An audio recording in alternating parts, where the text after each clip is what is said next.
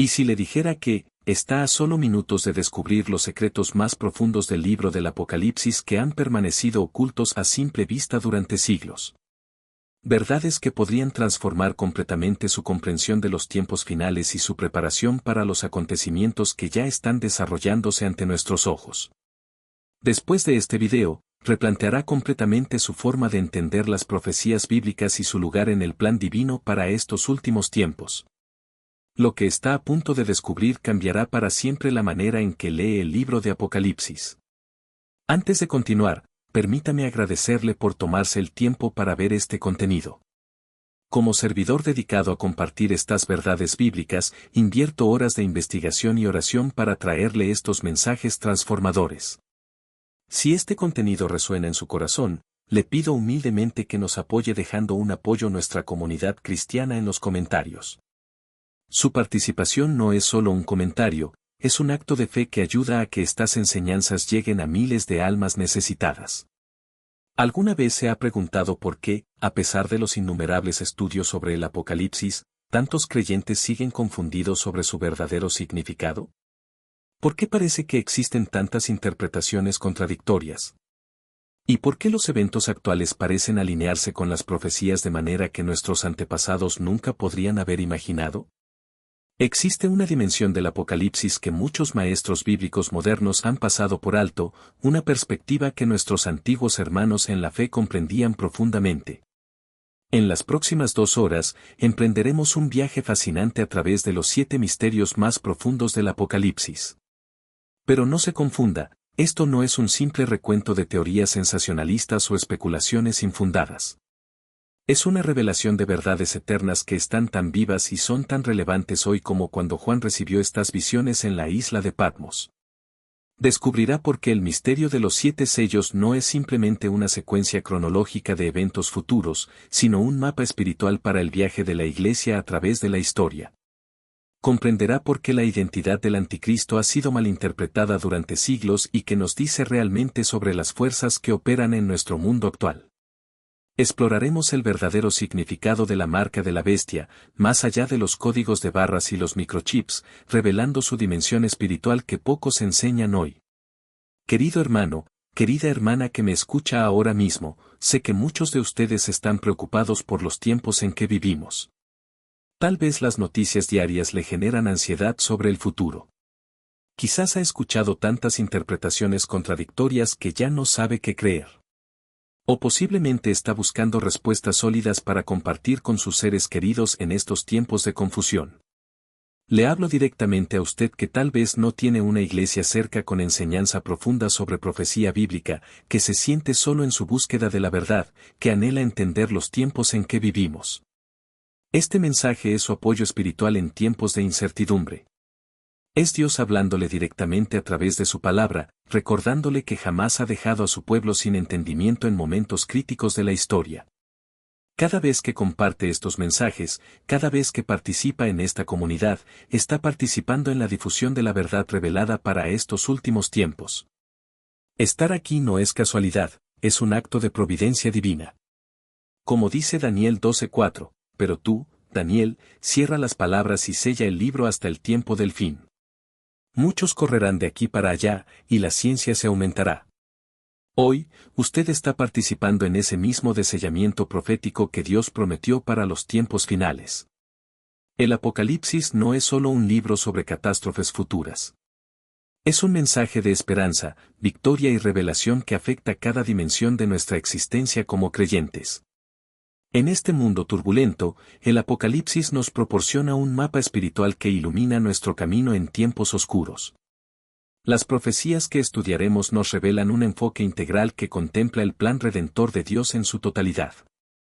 Un enfoque que reconoce la interconexión entre los eventos mundiales, las fuerzas espirituales y nuestra propia vida de fe.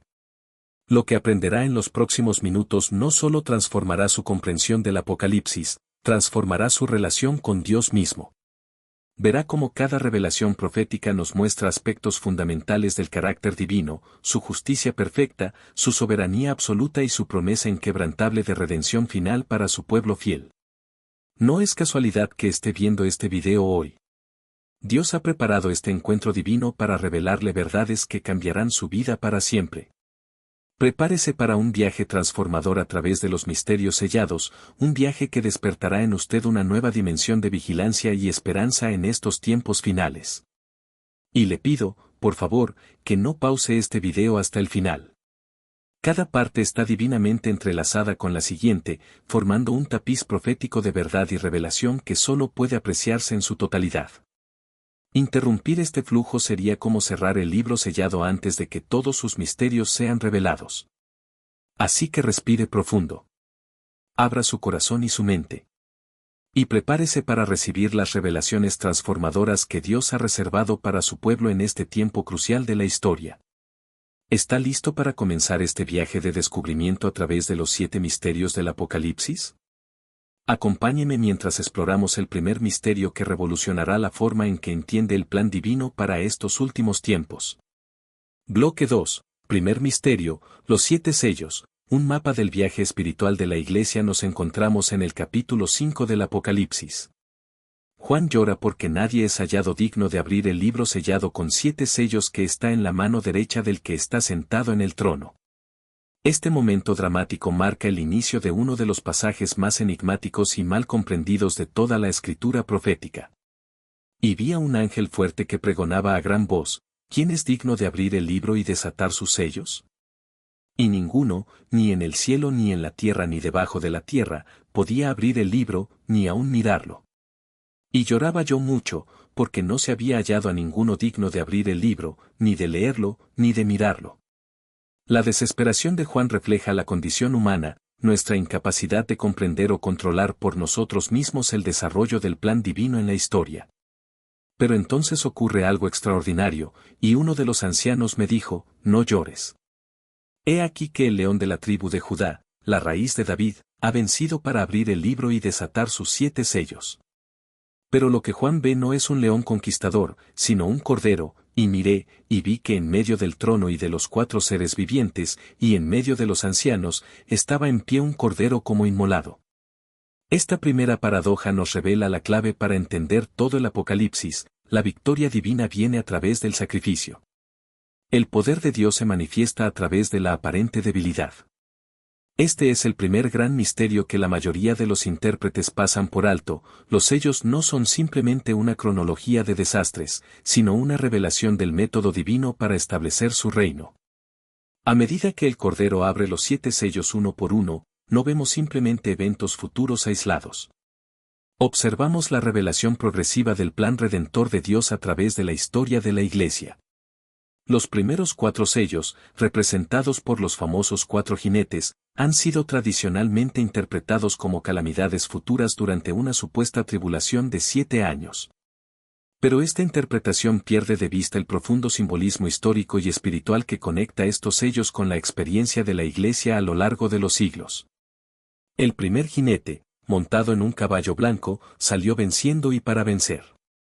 Muchos lo han confundido con Cristo o con el Anticristo, pero el misterio revelado es que representa el espíritu de conquista imperial y dominación política que ha perseguido a la Iglesia desde sus primeros días bajo el Imperio Romano hasta los regímenes totalitarios modernos.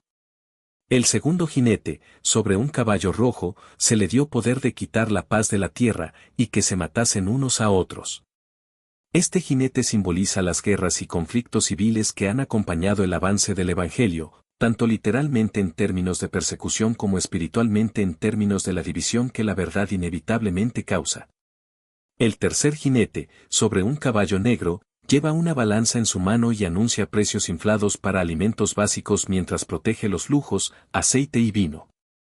Este misterioso jinete representa la injusticia económica y la escasez material que con frecuencia han acompañado a los fieles seguidores de Cristo, quienes a menudo han soportado privaciones mientras el mundo disfruta de sus excesos. El cuarto jinete, sobre un caballo amarillento, es llamado Muerte, y el Hades le sigue. Representa la persecución mortal que la Iglesia ha enfrentado a lo largo de los siglos, desde los mártires romanos hasta los cristianos perseguidos en nuestros días en tantas partes del mundo. Lo sorprendente de esta interpretación, que pocos enseñan hoy, es que estos jinetes no son solo eventos futuros aislados, sino fuerzas espirituales y condiciones históricas que han estado operando desde los tiempos apostólicos. La Iglesia no espera estos jinetes, ha estado cabalgando con ellos durante 2 milenios. El quinto sello revela bajo el altar las almas de los que habían sido muertos por causa de la palabra de Dios y por el testimonio que tenían. Estos mártires claman, ¿hasta cuándo, Señor, santo y verdadero, no juzgas y vengas nuestra sangre en los que moran en la tierra? Este sello nos muestra otro misterio profundo: el sufrimiento de los fieles no es un accidente, sino parte integral del testimonio de la Iglesia. Como el Cordero inmolado, los seguidores de Cristo participan en su sufrimiento como parte de su victoria. El sexto sello trae terremotos cósmicos y conmoción universal. El sol se puso negro como tela de silicio, y la luna se volvió toda como sangre, y las estrellas del cielo cayeron sobre la tierra. Y los reyes de la tierra, y los grandes, los ricos, los capitanes, los poderosos, se escondieron en las cuevas y entre las peñas de los montes. Este lenguaje apocalíptico describe el colapso de sistemas e imperios que parecían inquebrantables, un patrón recurrente en la historia donde Dios interviene para derribar poderes arrogantes que se oponen a su pueblo. Finalmente, antes del séptimo sello, hay una pausa reveladora donde Juan ve a los 144.000 sellados de las tribus de Israel y una multitud innumerable de todas las naciones y tribus y pueblos y lenguas que han salido de la gran tribulación, y han lavado sus ropas, y las han emblanquecido en la sangre del Cordero.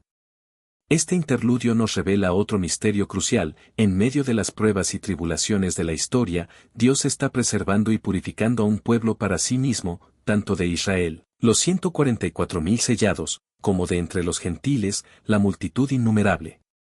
La protección divina no consiste en evitar la tribulación, sino en preservar la fe a través de ella. El séptimo sello se abre con un sorprendente silencio en el cielo como por media hora antes de introducir las 7 trompetas. Este silencio misterioso representa la pausa contemplativa antes del juicio final, un momento de expectación solemne mientras toda la creación contiene el aliento ante la culminación del plan divino.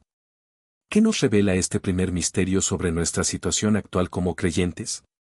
Primero, entendemos que las dificultades que enfrentamos como Iglesia no son aberraciones o fracasos del plan divino, sino parte integral del proceso por el cual Dios establece su reino. Como el Cordero que venció a través del sacrificio, la Iglesia avanza no a pesar del sufrimiento sino a través de él. Esta perspectiva revoluciona nuestra comprensión de las pruebas presentes. Segundo, reconocemos que los 4 jinetes no son simplemente amenazas futuras para temer, sino realidades presentes con las que la Iglesia ha convivido a lo largo de toda su historia. La presión política, los conflictos sociales, las injusticias económicas y la persecución física son condiciones esperables para el pueblo de Dios en un mundo caído. No debemos sorprendernos cuando las experimentamos. Tercero, entendemos que nuestra posición como creyentes no es de pánico o desesperación ante los signos de los tiempos, sino de perseverancia fiel con la confianza de que estamos siguiendo el mismo camino que nuestro Maestro transitó. Somos parte de una procesión histórica de fieles que, como la multitud innumerable, emergeremos victoriosos a través de la tribulación. Cuarto, aprendemos que el verdadero sellamiento protector de Dios no es una evacuación física de los problemas, sino una preservación espiritual a través de ellos. Los 144.000 no son removidos de la tierra, sino marcados para preservación mientras permanecen en ella como testigos. Quinto, reconocemos que la historia no es un flujo caótico de eventos aleatorios, sino un desarrollo ordenado bajo la soberanía del Cordero que abre los sellos. Nada ocurre fuera de su control, cada crisis y cada prueba sirve a su propósito último de redención. Querido hermano, querida hermana que me escucha, quizás se siente abrumado por las condiciones de nuestro mundo actual. Las tensiones geopolíticas, las crisis económicas, los conflictos sociales y la creciente marginación de la fe cristiana pueden parecer señales de que todo está desmoronándose. El primer misterio del Apocalipsis nos revela que estas condiciones no indican el fracaso del plan de Dios, sino su desarrollo tal como fue anunciado. ¿Está experimentando oposición por su fe? El quinto sello nos asegura que Dios ve el sufrimiento de su pueblo y que la justicia final está garantizada. ¿Se siente insignificante ante los poderes aparentemente invencibles de este mundo? El sexto sello nos recuerda que todos los imperios humanos finalmente se desmoronan ante el juicio divino. Se pregunta si la Iglesia sobrevivirá en tiempos de creciente hostilidad. La multitud innumerable nos asegura que el testimonio del Evangelio prevalecerá entre todas las naciones y tribus y pueblos y lenguas. El misterio de los 7 sellos nos enseña a leer tanto la Escritura como la historia actual con ojos de fe, reconociendo que el método divino de victoria siempre ha sido permitir que el mal aparentemente triunfe por un tiempo, para luego derrotarlo a través del fiel testimonio de aquellos que, como el Cordero, están dispuestos a ser como inmolados por la causa del reino. A medida que avanzamos hacia el segundo misterio del Apocalipsis, llevaremos con nosotros esta perspectiva transformadora. No somos espectadores pasivos de eventos apocalípticos futuros, sino participantes activos en un drama redentor que ha estado desarrollándose desde el primer siglo. Y al igual que el Cordero inmolado resultó ser el león conquistador, nuestra aparente debilidad presente será transformada en victoria eterna. Bloque 3, segundo misterio, las 7 trompetas, advertencias divinas a un mundo rebelde cuando se abre el séptimo sello, un solemne silencio envuelve el cielo. Este momento de expectación da paso a una nueva secuencia de visiones, las 7 trompetas. Y vi a los 7 ángeles que estaban en pie ante Dios, y se les dieron 7 trompetas. En la antigua Israel, las trompetas tenían varios propósitos significativos, convocaban a la asamblea, señalaban el avance en la batalla, anunciaban tiempos de celebración y advertían de peligros inminentes. En el contexto del Apocalipsis, las trompetas funcionan principalmente como advertencias divinas, llamados al arrepentimiento antes del juicio final. Aquí encontramos nuestro segundo misterio. Las trompetas apocalípticas no son simplemente descripciones de calamidades futuras, sino un patrón recurrente de juicios parciales diseñados para llamar a la humanidad al arrepentimiento. Son, en esencia, manifestaciones de la misericordia de Dios en forma de advertencia. Antes de que suenen las trompetas, Juan observa una escena reveladora. Otro ángel vino entonces y se paró ante el altar, con un incensario de oro, y se le dio mucho incienso para añadirlo a las oraciones de todos los santos. Y el humo del incienso subió de la mano del ángel delante de Dios, con las oraciones de los santos. Este detalle, frecuentemente pasado por alto, nos revela que las trompetas son en parte una respuesta a las oraciones del pueblo de Dios. Las intercesiones de los santos por justicia, vindicación y la venida del reino no son ignoradas, sino que ascienden como incienso ante el trono divino. Las trompetas que siguen demuestran que Dios actúa en la historia en respuesta a las oraciones de su pueblo. La primera trompeta trae granizo y fuego mezclados con sangre que destruyen 1/3 de los árboles y toda la hierba verde. La segunda trompeta resulta en algo como un gran monte ardiendo en fuego arrojado al mar, convirtiendo 1/3 del mar en sangre. La tercera trompeta provoca la caída de una gran estrella llamada ajenjo que contamina 1/3 de las aguas dulces. La cuarta trompeta afecta 1/3 del sol, la luna y las estrellas, oscureciéndolos. Observe el patrón crucial aquí, cada juicio afecta solo 1/3. A diferencia de los juicios finales de las copas que veremos después, estas trompetas traen destrucción parcial, no total. Este es un misterio profundo que pocos enseñan. Dios limita deliberadamente estos juicios para que sirvan como advertencias, no como la destrucción final.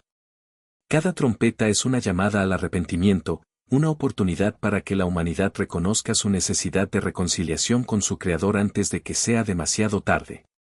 Esta naturaleza de advertencia se hace explícita después de la cuarta trompeta, cuando Juan escucha a un ángel que volaba en medio del cielo, diciendo a gran voz, ¡ay, ay, ay!, de los que moran en la tierra, a causa de los otros toques de trompeta que están para sonar los 3 ángeles.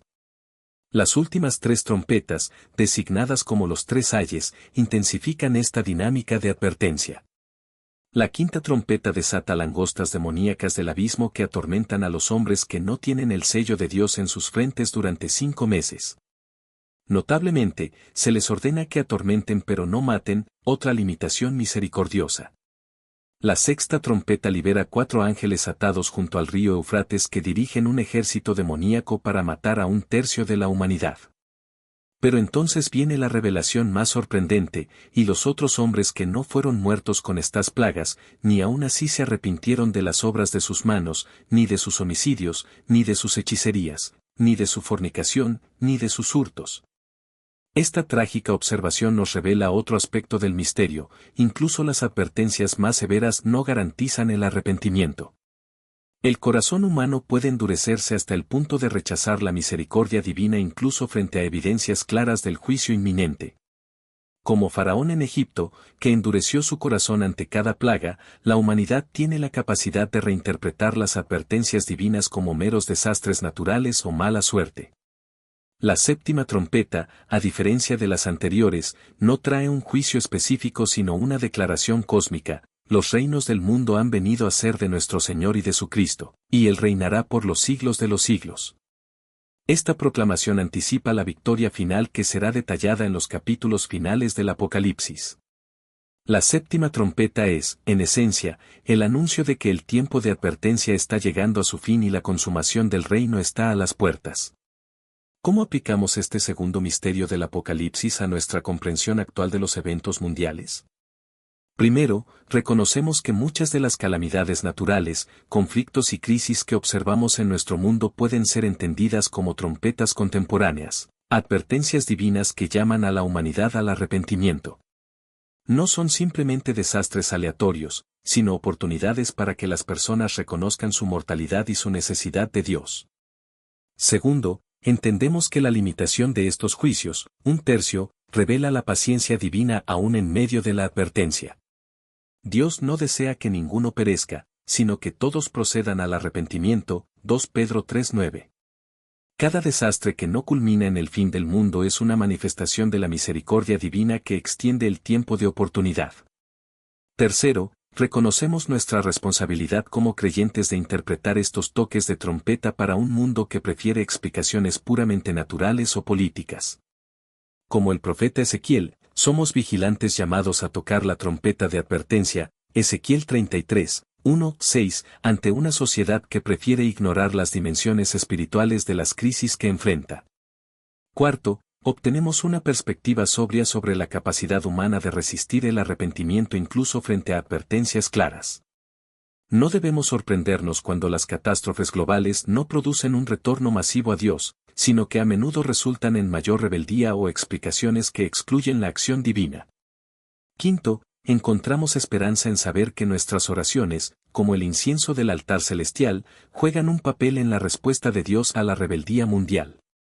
Nuestras intercesiones por justicia y por la venida del reino son escuchadas y respondidas a través de las intervenciones divinas en la historia humana. Sexto, mantenemos la confianza de que, independientemente de cuánto persista la rebeldía humana, la séptima trompeta eventualmente sonará, declarando que los reinos del mundo han venido a ser de nuestro Señor y de su Cristo. La victoria final no está en duda, solo su momento exacto. Querido hermano, querida hermana que me escucha, quizás se pregunta sobre el significado de tantas crisis convergentes en nuestro mundo actual: pandemias, conflictos bélicos, colapsos económicos, desastres naturales sin precedentes. El misterio de las 7 trompetas nos ofrece una lente interpretativa. Estos eventos, aunque dolorosos, pueden ser entendidos como advertencias misericordiosas que invitan al arrepentimiento antes del juicio final. Como creyentes, nuestra respuesta no debe ser ni el pánico ni la indiferencia, sino un compromiso renovado con nuestra función profética. Estamos llamados a ser intérpretes de las trompetas, ayudando a un mundo confundido a reconocer la voz de Dios en medio del caos. No anunciamos estas advertencias con alegría maliciosa, sino con el mismo corazón compasivo de Dios que limita sus juicios precisamente para dar oportunidad de arrepentimiento.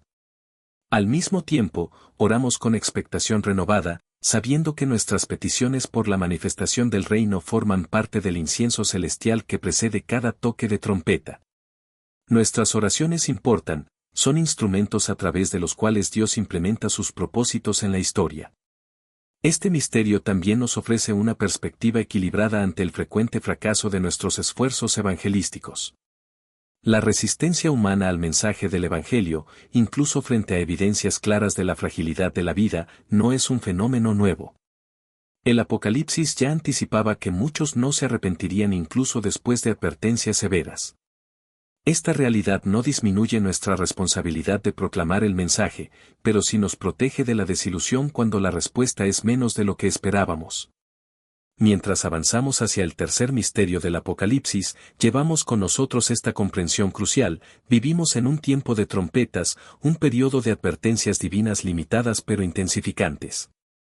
Nuestra tarea no es solo prepararnos personalmente para el desenlace final, sino ayudar a otros a escuchar el mensaje espiritual que resuena a través de los eventos de nuestro tiempo turbulento.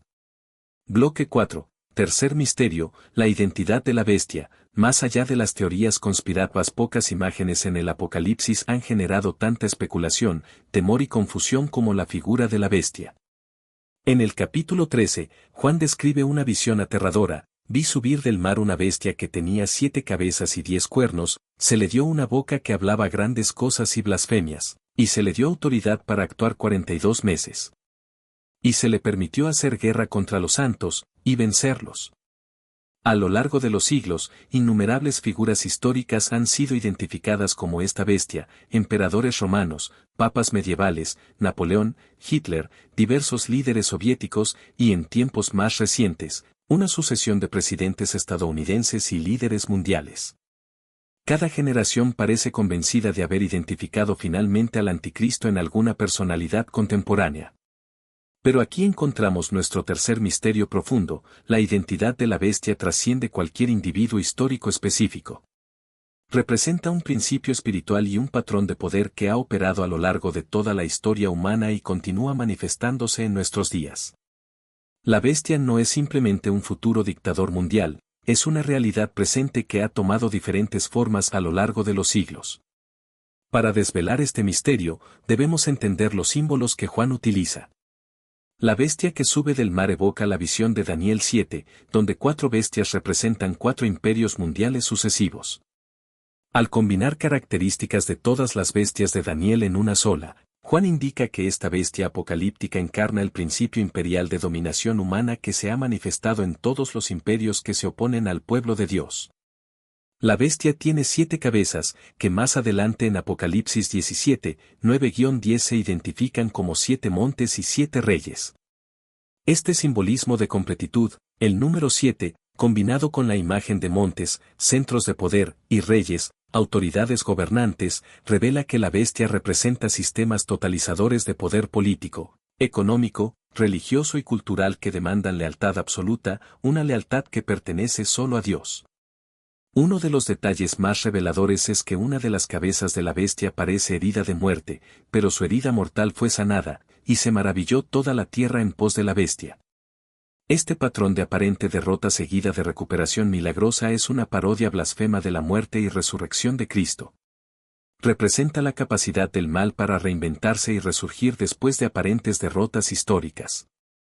Hemos visto este patrón repetidamente: el colapso del Imperio Romano pagano fue seguido por nuevas formas de imperialismo, la caída del fascismo dio paso al comunismo totalitario, el colapso del comunismo soviético ha sido seguido por nuevas ideologías que demandan conformidad total.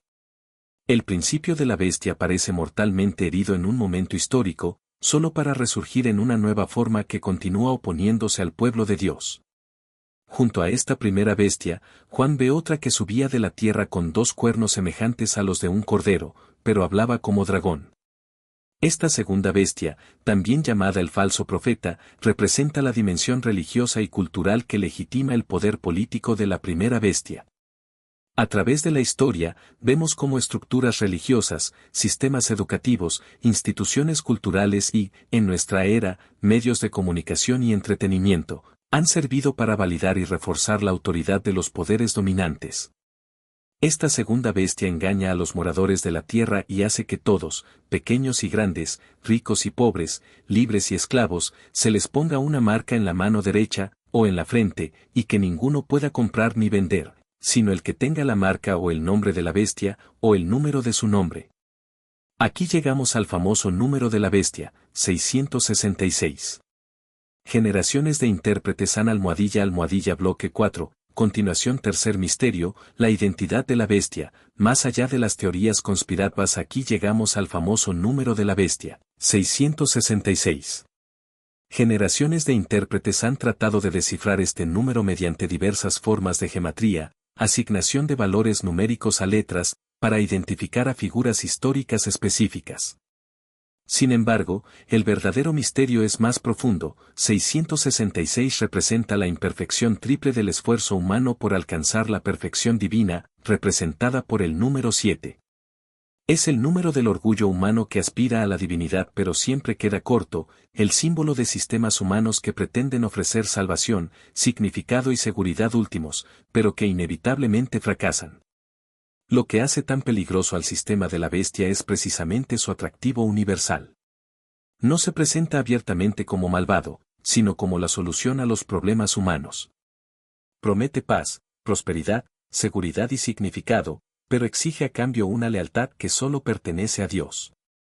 La marca de la bestia, más que un implante tecnológico o código de barras literal, representa esta lealtad, ya sea en la frente, nivel de pensamiento y creencia, o en la mano derecha, nivel de acción y comportamiento. La capacidad de comprar y vender solo con esta marca revela otro aspecto del sistema de la bestia, utiliza la exclusión económica y social para forzar la conformidad. A lo largo de la historia, quienes se han resistido a los sistemas dominantes han enfrentado marginación, discriminación económica y ostracismo social. Desde los primeros cristianos excluidos de los gremios romanos hasta los creyentes perseguidos en regímenes totalitarios modernos, el patrón es consistente, el sistema demanda conformidad y penaliza el disenso. Este tercer misterio nos revela que la bestia del Apocalipsis no es simplemente un futuro líder mundial malvado, sino un principio espiritual que se ha manifestado repetidamente a lo largo de la historia. Es el espíritu del poder humano autodivinizado, el impulso totalitario que exige la lealtad que solo pertenece a Dios. Ha adoptado formas políticas, imperios y dictaduras, religiosas, cultos y sistemas religiosos opresivos, económicas, sistemas que absolutizan el mercado o el Estado, y culturales, ideologías que no toleran disensión. ¿Cómo aplicamos este misterio a nuestra comprensión del mundo contemporáneo? Primero, nos libera de la especulación infructuosa sobre la identidad personal del anticristo. En lugar de buscar a un individuo específico, aprendemos a discernir el principio de la bestia operando en múltiples dimensiones de nuestra cultura y sociedad. Esto requiere un discernimiento espiritual más profundo que simplemente etiquetar a figuras políticas como candidatos al anticristo. Segundo, reconocemos que la batalla contra la bestia no es primordialmente política o militar, sino espiritual. Como advierte Pablo, no tenemos lucha contra sangre y carne, sino contra principados, contra potestades, contra los gobernadores de las tinieblas de este siglo, contra huestes espirituales de maldad en las regiones celestes. Efesios 6:12. Nuestra resistencia comienza con la negativa a conformarnos al pensamiento de este mundo. Romanos 12:2. Tercero, nos alerta contra los peligros del pensamiento totalitario en todas sus formas. Cuando cualquier sistema humano, político, económico, tecnológico o cultural, comienza a hacer afirmaciones totalizadoras sobre la realidad y a exigir lealtad absoluta, vemos en ello la operación del principio de la bestia. Los cristianos deben ser los primeros en resistir tales sistemas, manteniendo su lealtad última solo a Cristo. Cuarto, nos ayuda a reconocer la marca de la bestia no como un futuro implante tecnológico sino como una realidad espiritual presente. La verdadera pregunta no es si en el futuro aceptaremos algún código de barras físico, sino si hoy estamos permitiendo que sistemas humanos determinen nuestros patrones de pensamiento, frente y comportamiento, mano. La conformidad irreflexiva a cualquier ideología o sistema humano constituye una forma de recibir esta marca. Quinto, nos prepara para la posibilidad de exclusión económica y social como consecuencia de nuestra fidelidad a Cristo. En un mundo donde la capacidad de comprar y vender, participar plenamente en la sociedad, está cada vez más condicionada a la conformidad con ciertas ortodoxias culturales, los fieles seguidores de Cristo deben estar preparados para enfrentar marginación por mantenerse firmes en sus convicciones. Sexto, nos muestra el vínculo inseparable entre los sistemas políticos opresivos, la primera bestia, y los sistemas culturales y religiosos que los legitiman, la segunda bestia o falso profeta. La tiranía política rara vez existe sin una infraestructura cultural, educativa y a menudo religiosa que la justifique. Como creyentes, debemos estar atentos no solo a la coerción política directa sino también a las narrativas culturales que preparan el terreno para ella.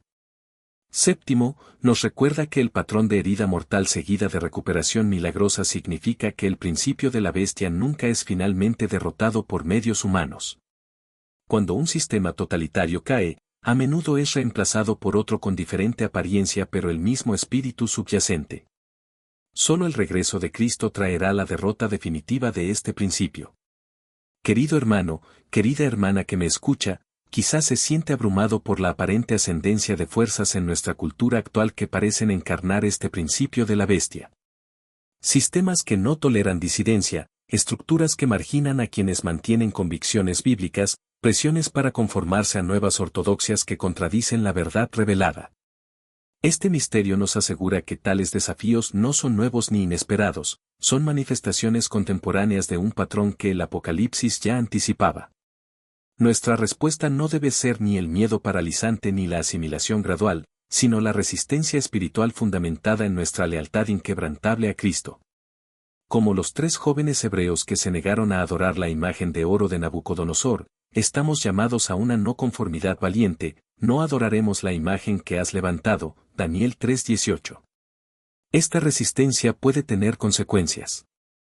Como los primeros cristianos que no podían participar en ciertos gremios comerciales porque estos involucraban la adoración a dioses paganos, podemos encontrar que nuestra fidelidad a Cristo limita nuestras oportunidades económicas o sociales. El sistema de la bestia siempre penaliza a quienes se niegan a comprometer su lealtad a Dios. De autoridad profética que confirman su mensaje y confrontan a los poderes dominantes, tal como Moisés confrontó a Faraón y Elías confrontó a Acab y Jezabel. Cuarto, los testigos profetizan vestidos de cilicio, la ropa tradicional de lamento y arrepentimiento. Su testimonio no es triunfalista ni está motivado por el deseo de dominio, sino por un profundo dolor por la condición del mundo y un llamado al arrepentimiento. Encarnan la afirmación de Jesús de que bienaventurados los que lloran, Mateo 5:4. Quinto, después de 1260 días, el mismo periodo mencionado como 42 meses o tiempos y medio tiempo en otros pasajes apocalípticos, la bestia que sube del abismo mata a los testigos. Su testimonio no los protege del sufrimiento sino que garantiza la persecución, siguiendo el patrón de Cristo, quien advirtió, si a mí me han perseguido, también a vosotros os perseguirán, Juan 15:20. Sexto, el tratamiento de sus cuerpos, sus cadáveres estarán en la plaza de la grande ciudad, y los moradores de la tierra se regocijarán sobre ellos, revela el odio que el mundo siente hacia el testimonio profético. La verdad es incómoda, confronta la injusticia, desafía el status quo, y amenaza los intereses de los poderosos. Su aparente silenciamiento es causa de celebración para aquellos cuya falsa paz ha sido perturbada. Finalmente, la resurrección y ascensión de los testigos después de 3 días y medio, evocando la resurrección de Cristo, demuestra que el aparente fracaso del testimonio profético es siempre temporal. Como Tertuliano famosamente observó, la sangre de los mártires es semilla de la Iglesia. El testimonio que parece estar derrotado ultérrimamente triunfa, confirmando el patrón pascual de muerte seguida por resurrección. ¿Qué nos revela este misterio sobre nuestra vocación como pueblo de Dios? Primero, reconocemos que el testimonio profético es parte integral de nuestra identidad colectiva. Los 2 testigos no son simplemente individuos especiales sino representantes del pueblo de Dios cumpliendo su vocación de ser nación santa, para que anunciéis las virtudes de aquel que os llamó de las tinieblas a su luz admirable, 1 Pedro 2:9. Cada creyente y cada comunidad de fe está llamada a participar en esta función testimonial. Segundo, entendemos que un testimonio verdaderamente profético no solo afirma verdades abstractas sino que confronta activamente los sistemas dominantes. Los 2 testigos no simplemente comparten su fe en un vacío, desafían directamente a los que moran en la tierra, aquellos que han hecho de este mundo su hogar permanente y han invertido su identidad en el sistema babilónico. El testimonio auténtico inevitablemente desafía idolatrías e injusticias. Tercero, comprendemos que el rechazo y la persecución no indican el fracaso del testimonio sino que confirman su autenticidad. El odio mundial hacia los testigos es evidencia de que están cumpliendo fielmente su vocación. Jesús enseñó, bienaventurados sois cuando por mi causa os vituperen y os persigan, Mateo 5:11. La ausencia de oposición puede indicar un testimonio domesticado que no amenaza realmente al sistema dominante. Cuarto, reconocemos la tensión entre poder y vulnerabilidad en el testimonio cristiano. Los testigos tienen poder para realizar señales extraordinarias, pero no tienen poder para evitar su propia muerte. Esta paradoja refleja la de Cristo mismo, quien podía resucitar a Lázaro pero permitió ser crucificado. El poder auténticamente cristiano no se ejerce para la autoprotección o el dominio, sino para la confirmación de la verdad y el beneficio de otros. Quinto, entendemos que nuestro testimonio está inextricablemente vinculado a nuestra disposición a sufrir. Los testigos no solo hablan la verdad, la encarnan a través de su disposición a morir por ella. En una cultura que busca maximizar la comodidad y minimizar el sufrimiento, esto constituye quizás el contraste más agudo entre la vocación cristiana y las aspiraciones mundanas. Sexto, reconocemos que el periodo de aparente derrota es limitado divinamente. Los 3 días y medio durante los cuales los cuerpos de los testigos son deshonrados contrasta con los 1260 días de su testimonio activo. Aunque el testimonio fiel a menudo parece estar temporalmente derrotado, su vindicación es inevitable. Y desde la perspectiva de la eternidad, incluso periodos prolongados de sufrimiento son un momento de ligera tribulación, 2 Corintios 4:17. Finalmente, encontramos esperanza en el patrón definido de testimonio sufrimiento-vindicación.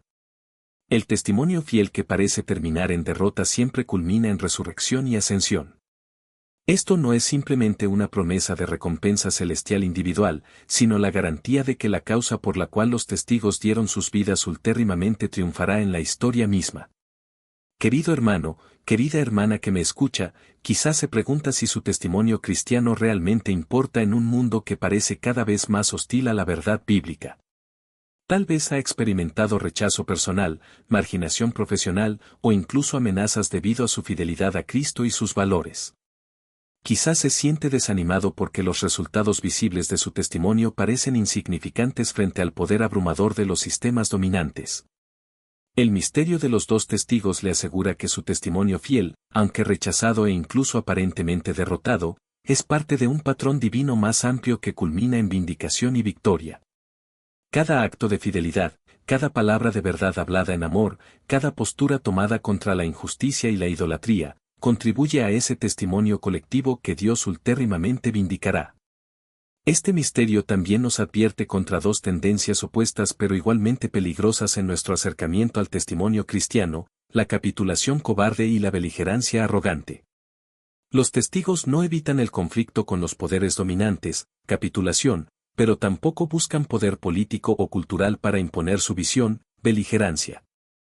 Más bien, ofrecen un testimonio valiente pero humilde, dispuestos a sufrir más que a causar sufrimiento, siguiendo el modelo de su Maestro que vino no para ser servido, sino para servir y para dar su vida en rescate por muchos. Marcos 10:45.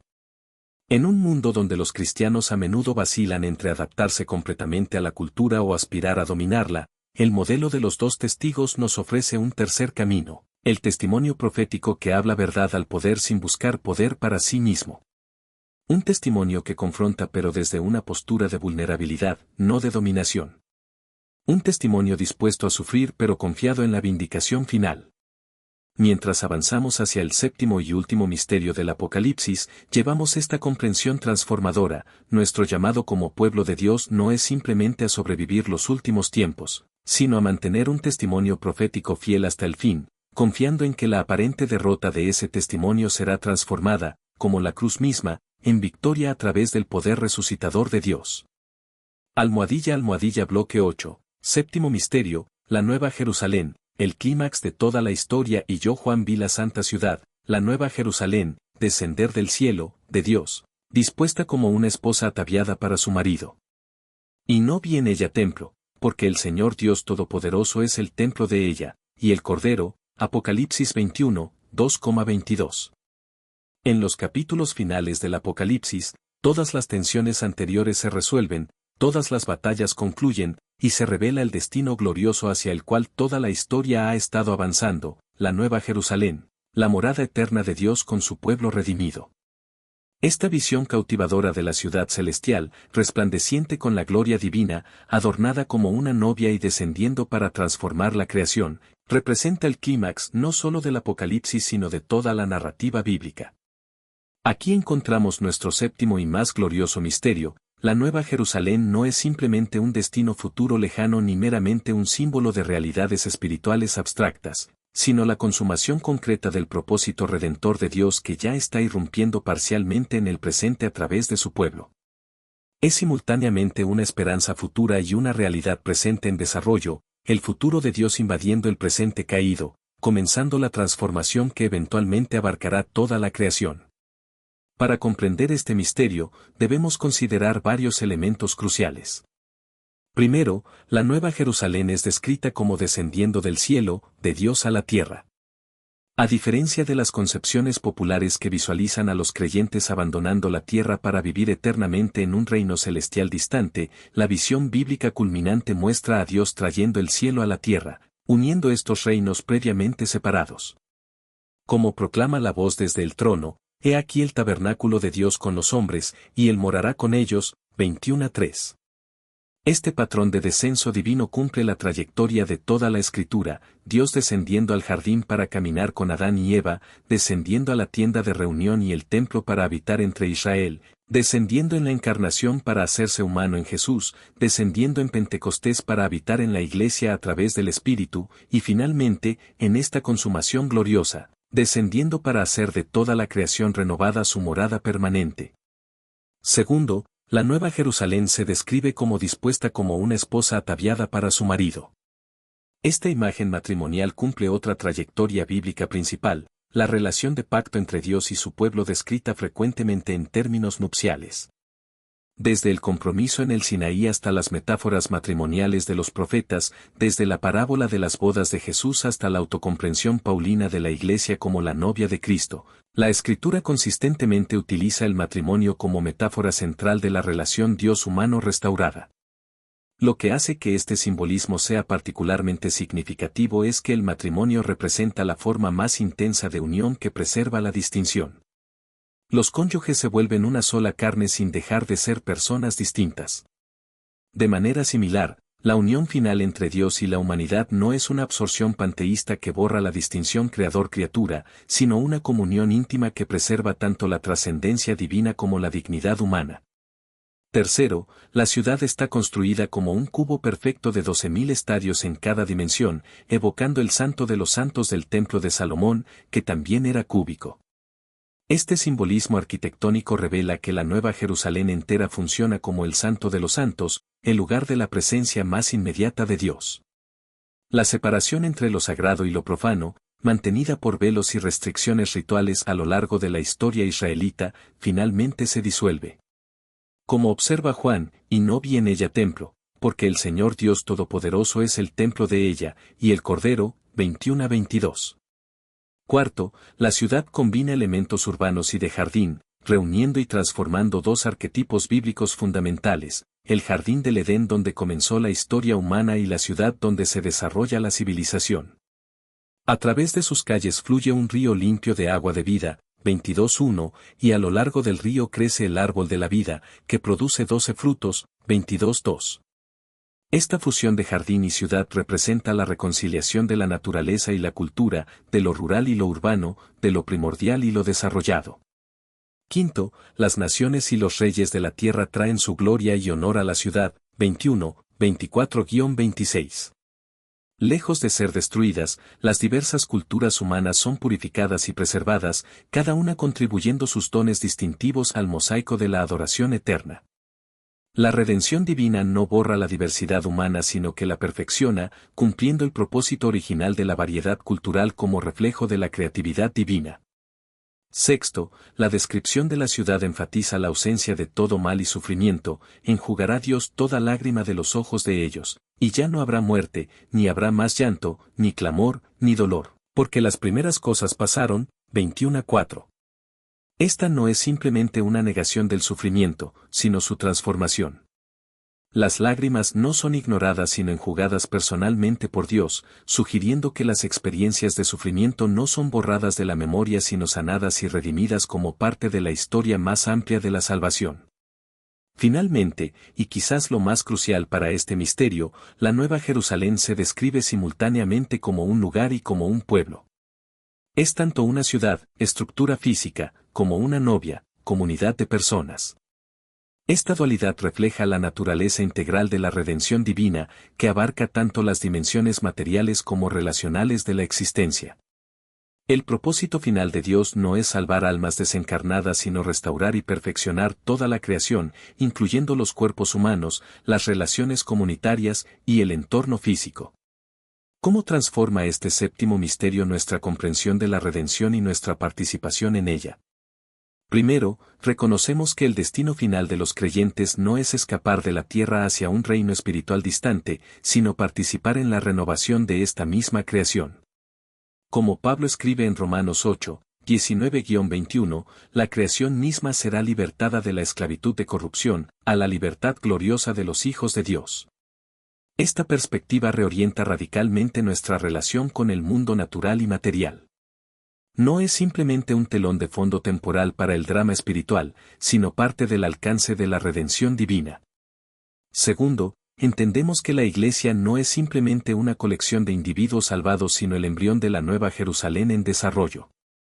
Como embajadores de Cristo, 2 Corintios 5:20, no solo representamos al reino venidero, lo encarnamos incipientemente.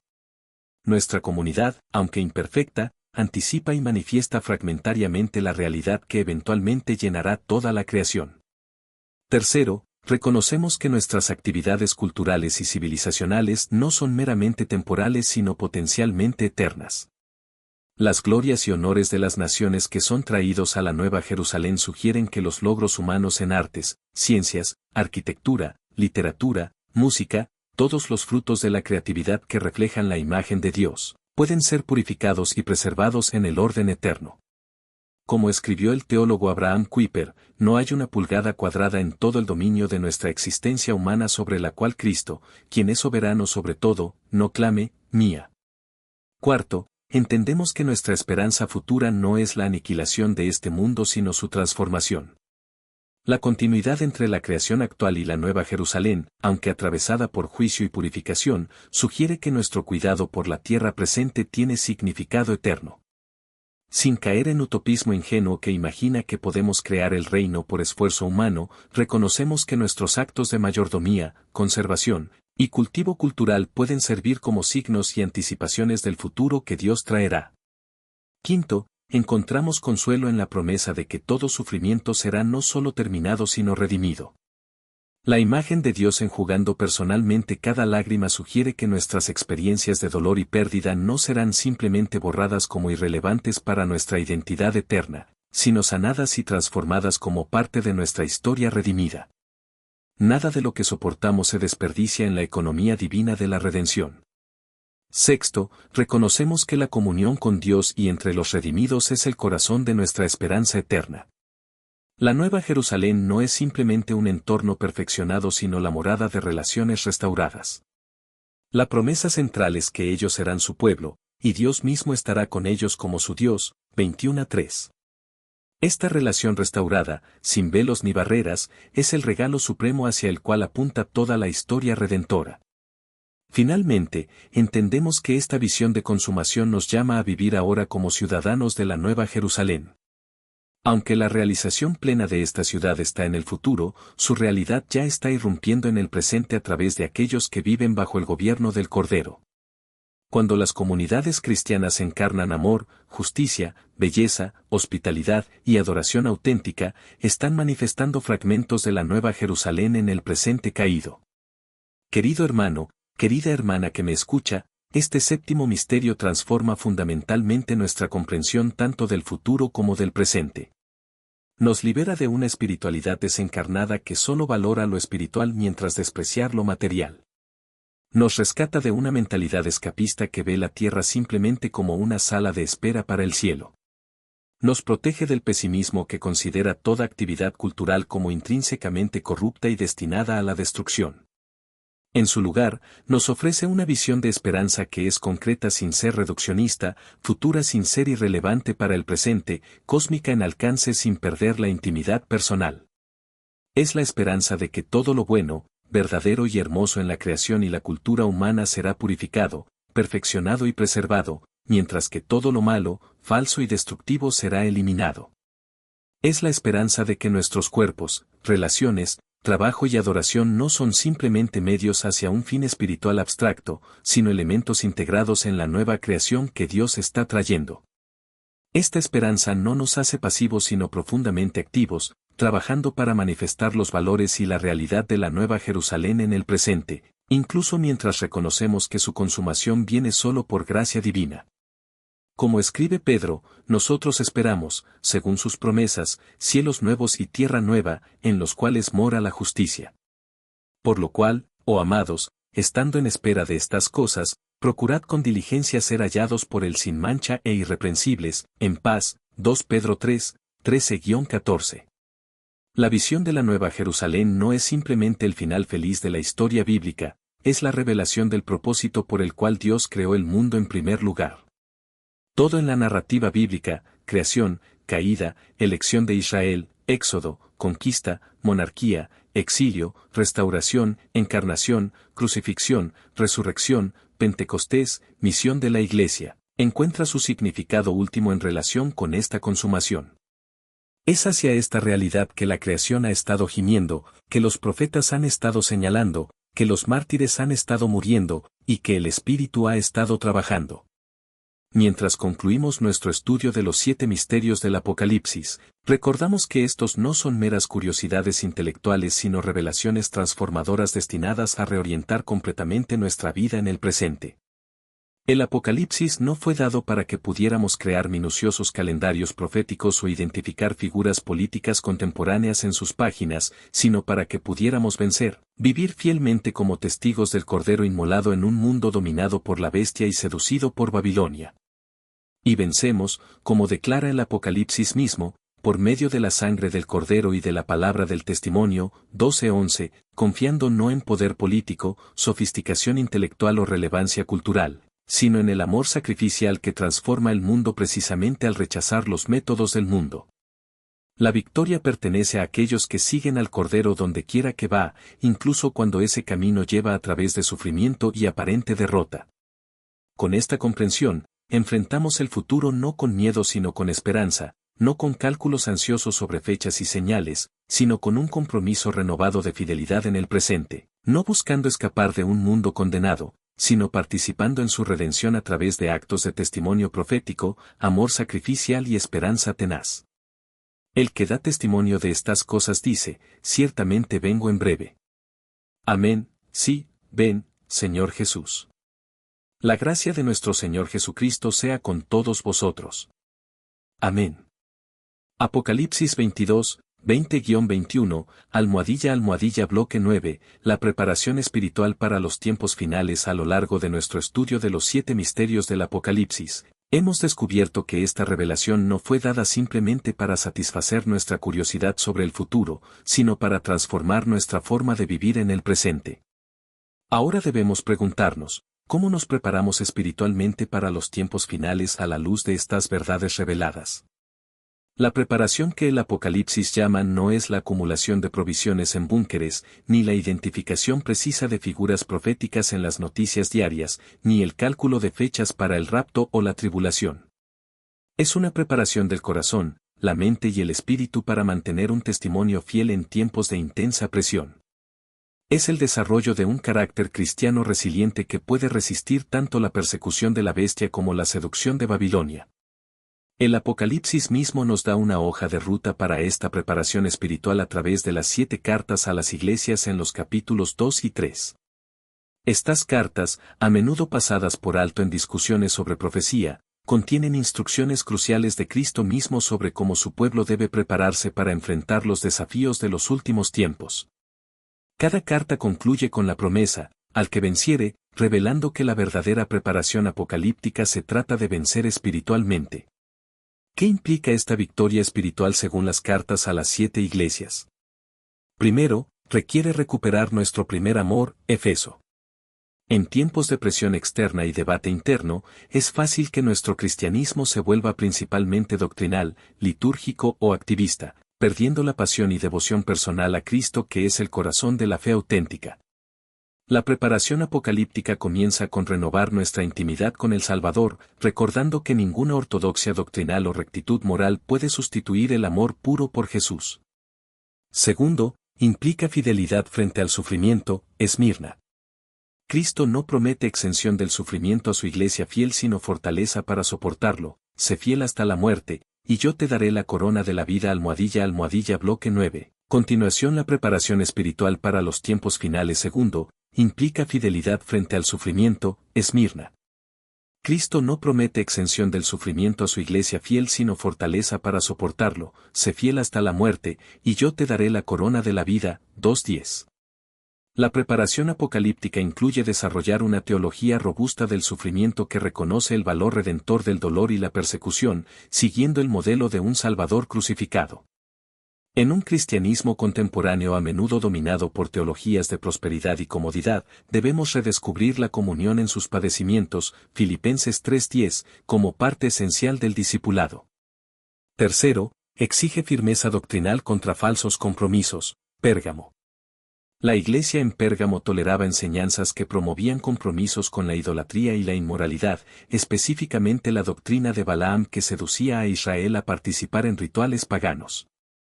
Hoy enfrentamos presiones similares para acomodar nuestra teología a las demandas de una cultura post-cristiana. La preparación apocalíptica requiere un compromiso inquebrantable con la verdad revelada, incluso cuando mantener tal compromiso resulta en marginación social o acusaciones de intolerancia. Cuarto, requiere pureza moral frente a la corrupción cultural, Tiatira. La iglesia en Tiatira toleraba a esa mujer Jezabel que promovía la inmoralidad sexual. En nuestra era de revolución sexual continua y redefinición radical de la ética sexual y de género, los creyentes enfrentan presiones intensas para comprometer las enseñanzas bíblicas sobre sexualidad, matrimonio y diseño creacional. La preparación apocalíptica significa cultivar una contracultura de pureza y fidelidad, no por legalismo sino por amor a la verdad encarnada en nuestros cuerpos.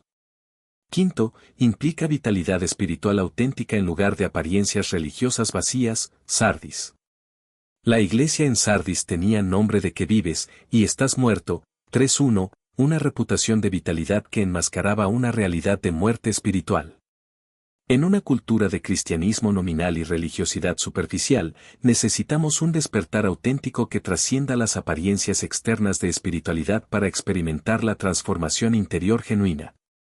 La preparación apocalíptica comienza con el reconocimiento honesto de nuestra pobreza espiritual y la búsqueda de un avivamiento auténtico del alma.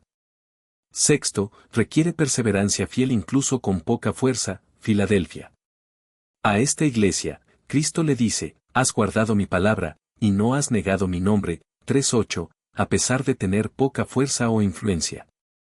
En un contexto donde el cristianismo está perdiendo estatus cultural e influencia institucional, la tentación es buscar relevancia a través de la conformidad cultural o el poder político. La preparación apocalíptica significa mantener la fidelidad incluso desde posiciones de aparente debilidad e insignificancia, confiando en que el poder de Dios se perfecciona en nuestra debilidad. 2 Corintios 12:9. Séptimo, demanda fervor espiritual en lugar de complacencia tibia, la Odisea. La actitud de ni frío ni caliente refleja una complacencia autosatisfecha basada en la prosperidad material, yo soy rico, y me he enriquecido, y de ninguna cosa tengo necesidad, 3:17. Esta es quizás la mayor amenaza para los creyentes en sociedades afluentes, una forma culturalmente acomodada de cristianismo que evita los extremos del compromiso radical o el rechazo absoluto. La preparación apocalíptica requiere una pasión ardiente por Cristo que trasciende el confort burgués y la respetabilidad social. Estas 7 dimensiones de preparación espiritual se pueden sintetizar en una simple pero profunda exhortación: conocer, amar y seguir al Cordero donde quiera que va, incluso cuando ese camino conduce a través del valle de la sombra de muerte. Es el Cordero quien abre los sellos, es el Cordero quien prevalece sobre la bestia, es el Cordero quien se casa con la novia, y es el Cordero quien ilumina la nueva Jerusalén. Nuestro conocimiento de los misterios del Apocalipsis alcanza su propósito solo cuando profundiza nuestra relación con este Cordero inmolado y resucitado. La comprensión profética sin devoción personal es, como diría Pablo, como metal que resuena, o címbalo que retiñe, 1 Corintios 13:1. El objetivo final no es construir el cronograma profético más preciso, sino estar entre aquellos que siguen al Cordero por donde quiera que va, Apocalipsis 14:4. En términos prácticos, esta preparación apocalíptica implica varias disciplinas espirituales que debemos cultivar intencional y comunitariamente. Primero, la inmersión regular en la escritura completa. El Apocalipsis es notoriamente difícil de interpretar aisladamente, pero se ilumina cuando se lee en el contexto del canon bíblico entero, especialmente Daniel, Ezequiel, Zacarías e Isaías en el Antiguo Testamento, y las enseñanzas escatológicas de Jesús en los Evangelios. La alfabetización bíblica profunda es esencial para el discernimiento en tiempos de engaño generalizado. Segundo, la práctica consistente de la oración contemplativa. El Apocalipsis mismo es fruto de la experiencia contemplativa de Juan, quien estaba en el Espíritu en el día del Señor, 1:10. La capacidad de discernir la realidad más allá de las apariencias superficiales requiere una vida interior profunda nutrida por la comunión regular con Dios a través de la oración meditativa y la adoración. Tercero, la participación en una comunidad de fe contracultural. Las cartas están dirigidas a iglesias, no individuos aislados, porque la fidelidad apocalíptica es necesariamente comunitaria. Necesitamos hermanos y hermanas que fortalezcan nuestra fe cuando flaquea, que desafíen nuestros compromisos cuando nos desviamos, y que compartan recursos cuando enfrentamos privaciones debido a nuestra fidelidad. Cuarto, el cultivo de una imaginación saturada por las imágenes y narrativas bíblicas. El Apocalipsis funciona no solo a nivel proposicional sino también a nivel imaginativo, reorientando nuestra percepción de la realidad a través de símbolos e imágenes poderosas. En un mundo donde nuestras imaginaciones son constantemente formadas por la publicidad comercial, el entretenimiento secular y la propaganda política, necesitamos sumergir nuestras mentes en la imaginería alternativa ofrecida por la narrativa bíblica. Quinto, la práctica deliberada del testimonio profético. Los dos testigos no son figuras pasivas que esperan eventos futuros, sino participantes activos en la confrontación con los poderes dominantes. El testimonio cristiano auténtico siempre tiene una dimensión profética, nombrando y resistiendo las idolatrías e injusticias de nuestro tiempo particular mientras proclama la realidad alternativa del reino de Dios. Sexto, el cultivo de la esperanza apocalíptica. Esta no es optimismo ingenuo basado en el progreso humano, ni pesimismo fatalista que espera solo catástrofe, sino una expectación sobria de que Cristo está obrando su propósito incluso a través de aparentes derrotas, y que la historia se mueve ineluctablemente hacia la Nueva Jerusalén a pesar de los retrocesos temporales. Séptimo, la formación de patrones de vida que anticipan la Nueva Jerusalén. Las comunidades cristianas están llamadas a ser avanzadas del futuro en el presente caído, manifestando en forma incipiente las realidades que eventualmente llenarán toda la creación: justicia, paz, reconciliación, adoración auténtica, belleza creativa, y comunión profunda con Dios y entre los redimidos. Querido hermano, querida hermana que me escucha, quizás se siente inadecuado para estos tiempos desafiantes, consciente de sus propias debilidades espirituales y fallos pasados. El mensaje del Apocalipsis no es que solo los supersantos sobrevivirán los desafíos de los últimos tiempos, sino que la victoria ya ha sido asegurada por el Cordero. Nuestra tarea no es conquistar por nuestras propias fuerzas sino confiar en y testificar acerca de aquel que ha conquistado. Las promesas a los vencedores en las 7 cartas no dependen del poder, prestigio o perfección humana, sino de nuestra conexión con el vencedor definitivo. Como escribió Jesús a la iglesia de poca fuerza en Filadelfia, has guardado mi palabra, y no has negado mi nombre, 3:8. La fidelidad que los tiempos finales requieren no es heroica sino humilde, la simple determinación de guardar su palabra y no negar su nombre, incluso cuando hacerlo viene con un costo. Mientras aplicamos estas verdades reveladas a nuestra vida cotidiana, recordamos la bienaventuranza que abre el Apocalipsis: bienaventurado el que lee, y los que oyen las palabras de esta profecía, y guardan las cosas en ella escritas, porque el tiempo está cerca. 1:3. La verdadera comprensión de esta revelación no viene simplemente de leerla u oírla, sino de guardar o vivir según sus verdades. Es en esta obediencia fiel donde encontramos no solo entendimiento intelectual sino la bendición espiritual prometida. Bloque 10. Conclusión, el propósito transformador del Apocalipsis. Al concluir nuestro estudio de los 7 misterios del Apocalipsis, es crucial que recordemos el propósito último de este extraordinario libro. El Apocalipsis no fue dado principalmente para satisfacer nuestra curiosidad sobre eventos futuros ni para proporcionarnos un detallado cronograma del fin de los tiempos. Fue dado para transformar cómo vivimos ahora a la luz de la verdad revelada sobre la soberanía de Dios, la victoria del Cordero y el destino final de toda la creación. El título mismo del libro, Apocalipsis o Revelación, Apocalipsis en griego, significa literalmente quitar el velo o revelar lo que está oculto. Más que simplemente predecir eventos, este libro levanta el velo que oculta la realidad espiritual detrás de los acontecimientos mundiales, permitiéndonos ver el drama cósmico que se desarrolla más allá de las apariencias superficiales. Nos muestra el mundo como realmente es desde la perspectiva divina, no como aparece desde la perspectiva humana limitada. Vista desde esta perspectiva apocalíptica, la historia no es un flujo caótico de eventos aleatorios ni el resultado predeterminado de fuerzas políticas, económicas o tecnológicas. Es una narrativa significativa que se mueve hacia una conclusión gloriosa ya garantizada por la victoria del Cordero Inmolado.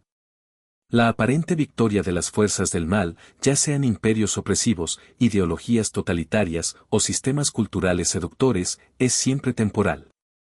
El triunfo final pertenece a Dios y a aquellos que mantienen su fidelidad al Cordero, sin importar el costo. Esta revelación transforma profundamente cómo experimentamos y respondemos a las crisis de nuestro tiempo particular. Cuando las instituciones cristianas parecen estar perdiendo influencia, cuando los valores bíblicos son cada vez más marginados, cuando los creyentes fieles enfrentan creciente hostilidad cultural e incluso legal en sociedades previamente tolerantes, podemos caer fácilmente en desesperación, miedo o amargura. El Apocalipsis nos ofrece una perspectiva radicalmente alternativa, asegurándonos que estas aparentes derrotas son parte de un patrón más amplio que culmina en la victoria divina. Lo que es más importante, el Apocalipsis redefine la victoria misma. En la narrativa del mundo, la victoria viene a través del poder político, económico, militar o cultural. El vencedor es aquel que domina, que impone su voluntad sobre otros, que está en la cima de cualquier jerarquía relevante. Pero en el relato apocalíptico, la victoria paradójicamente viene a través del aparente fracaso del Cordero Inmolado. El triunfo definitivo pertenece no a aquellos que infligen sufrimiento, sino a aquellos dispuestos a soportarlo fielmente, no a aquellos que dominan, sino a aquellos que sirven, no a aquellos que preservan su vida a cualquier costo, sino a aquellos que están dispuestos a entregarla por amor a la verdad. Esta inversión de valores que sitúa el Cordero sacrificado en el centro del trono divino, 5:6, desafía fundamentalmente la sabiduría convencional de cada cultura humana. Sugiere que el camino hacia la victoria final pasa a través de la cruz, no alrededor de ella. Y nos invita a encontrar nuestra identidad y misión no en imitar a la bestia con sus tácticas de poder coercitivo, sino en seguir al Cordero donde quiera que va, incluso cuando ese camino conduce al sufrimiento y al rechazo temporal. Tal perspectiva no nos llama a la pasividad o la resignación, sino a un tipo diferente de activismo. En lugar de luchar por el poder cultural o político como un fin en sí mismo, trabajamos para encarnar y testificar los valores del reino venidero, justicia, paz, reconciliación, belleza y adoración genuina. Nuestra resistencia al sistema de la bestia y nuestro rechazo a las seducciones de Babilonia no dependen de nuestra capacidad para ejercer dominio cultural, sino de nuestra disposición a mantener un testimonio fiel incluso desde posiciones de aparente debilidad e irrelevancia. Mientras integramos estas verdades apocalípticas en nuestra cosmovisión y vida práctica, podemos evitar dos extremos peligrosos, el retraimiento escapista que abandona el mundo a su destino, y el triunfalismo que busca establecer el reino de Dios a través de medios mundanos. El Apocalipsis nos llama a estar en el mundo pero no del mundo en el sentido más profundo, comprometidos activamente en misión y servicio sin adoptar los valores y métodos del sistema dominante. Este equilibrio se ilustra vívidamente en la instrucción a la iglesia en Tiatira, pero al resto de vosotros y a cuantos no tienen esa doctrina, y no han conocido lo que ellos llaman las profundidades de Satanás, yo os digo, no os impondré otra carga, pero lo que tenéis, retenedlo bien hasta que yo venga. 2, 24-25. No se exige una carga imposible de perfección moral o victoria cultural, simplemente la determinación perseverante de retener bien la verdad y la fe que ya poseemos hasta que Cristo regrese.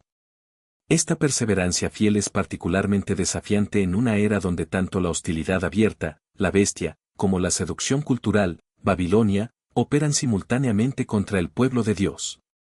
Las mismas sociedades que marginan cada vez más las convicciones cristianas también ofrecen niveles de comodidad material, entretenimiento interminable y distracciones tecnológicas que pueden adormecer nuestra vigilancia espiritual. La sutil seducción de la prosperidad confortable puede ser más espiritualmente peligrosa que la persecución abierta. El Apocalipsis nos llama a estar despiertos y atentos, reconociendo las fuerzas espirituales que operan detrás de las apariencias superficiales. Como Pablo advirtió, no tenemos lucha contra sangre y carne, sino contra principados, contra potestades, contra los gobernadores de las tinieblas de este siglo, contra huestes espirituales de maldad en las regiones celestes. Efesios 6:12. El discernimiento apocalíptico ve más allá de los actores humanos y las instituciones para reconocer los principios espirituales que operan a través de ellos. Este discernimiento no nos lleva a teorías conspirativas paranoicas o identificaciones simplistas de figuras políticas específicas con personajes apocalípticos. Más bien, nos permite reconocer patrones recurrentes en la historia, patrones de idolatría, injusticia, opresión y seducción que adoptan diferentes formas en diferentes épocas pero surgen del mismo impulso espiritual rebelde. Y nos equipa para resistir estos patrones sin demonizar a las personas atrapadas en ellos, recordando que nuestra lucha no es contra sangre y carne sino contra los principios espirituales que las esclavizan. Querido hermano, querida hermana que me escucha, permítame concluir con un recordatorio de la beatitud que abre y casi cierra el Apocalipsis, bienaventurado el que guarda las palabras de la profecía de este libro. 22:7.